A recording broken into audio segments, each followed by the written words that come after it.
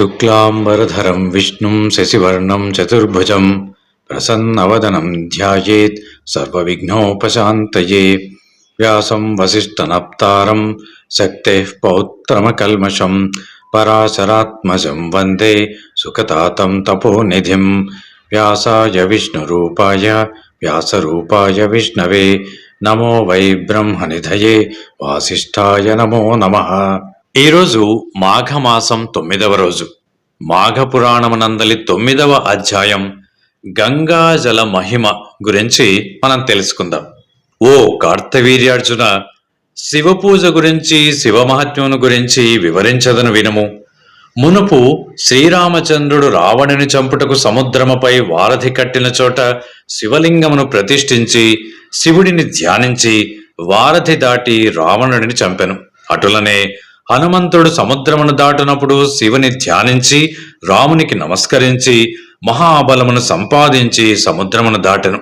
అర్జునుడు యుద్ధమునకు బయలుదేరే ముందు శివపూజ చేసి యుద్ధరంగములో ప్రవేశించను. మరి ఎందరో మహానుభావులు శివుని ధ్యానించి తమకు జయము చేకూర్చుకొనిరి. స్త్రీలు తమ తమ మనోవాంఛలను ఈడేర్చుకొనిరి. కావున పూజలందు శివపూజ ఎంతో పవిత్రమైనది. అటులనే నదులలో గంగానది అత్యంత పవిత్రమైనది. ఎటులనగా గంగాజలము విష్ణుపాదముల నుండి పుట్టినదియు శివుని శిరస్సు నుండి ప్రవహించునట్టిదియు అయినందుకనే సర్వపాపహరమైనది. గంగాజలములో స్నానమునకు అంతటి ప్రాముఖ్యత ఉన్నది.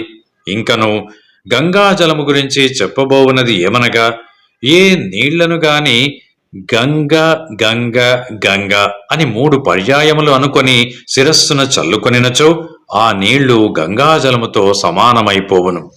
గంగాజలము విష్ణుమూర్తి ప్రతిరూపము కనుక ఈ మాఘమాసములో గంగా స్నానము అత్యంత పుణ్యప్రదమని తెలుపుచు గంగాజల మహాత్మ్యము గురించి కార్తవీర్యార్జునకు దత్తాత్రేయుడు ఈ విధముగా వివరించెను.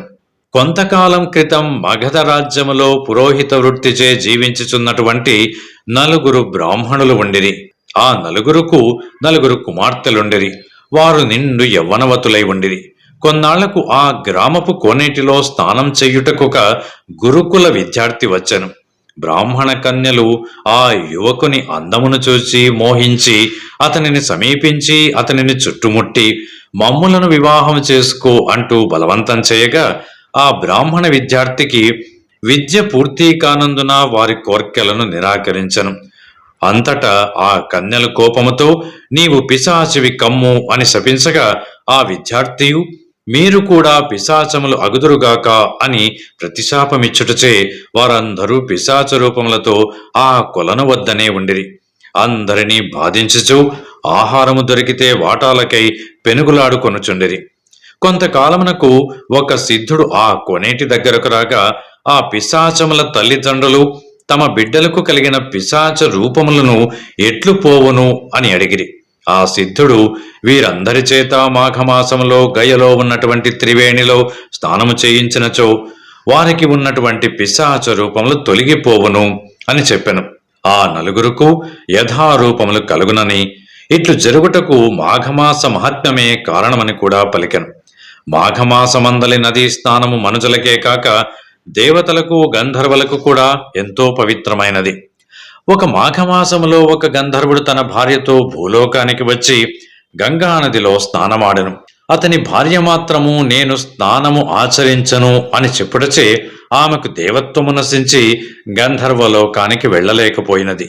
ఆమెను విడిచిపెట్టి ఆ గంధర్వుడొక్కడే వెళ్ళిపోయాడు. ఆమె అడవిలో తిరుగుచూ విశ్వామిత్రుడు ఉన్న చోటకు వెళ్ళి వయ్యారముగా క్రీగంట చూసెను.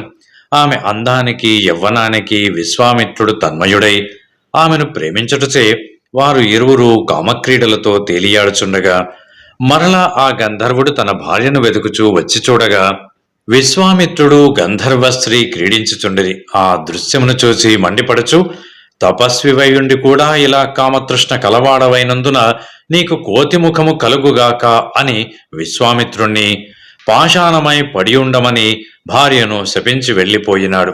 ఇక విశ్వామిత్రులను చేయునది ఏమీ లేక వానర ముఖం కలిగి ఉండగా నారదుడు ఆ విషయం తెలుసుకుని విశ్వామిత్రుని కడకు వచ్చి, ఓ విశ్వామిత్ర, క్షణభంగురమైన తుచ్చకామ వాంఛనకు లోనై నీ తపశ్శక్తినంతా వదులుకున్నావు. సరేలెమ్ము, గంగా నదిలో స్నానము చేసి నీ కమండములో ఉన్నటువంటి గంగాచలము తెచ్చి ఈ పాషాణముపై చల్లుము అని వివరించగా, విశ్వామిత్రుడు గంగా స్నానము చేసి విష్ణువుడిని ధ్యానించి కమండలముతో నీరు తెచ్చి పాషాణముపై చల్లగా ఆ రాయి పూర్వం వలె గంధర్వశ్రీ రూపమును పొంది గంధర్వలోకమునకు వెళ్ళిపోయెను. పూర్వరూపము పొందినటువంటి విశ్వామిత్రుడు తపస్సు చెయ్యుటకు వెళ్ళిపోయెను. 9వ అధ్యాయం సంపూర్ణం. Thanks for watching. Please comment, like, share and subscribe our channel.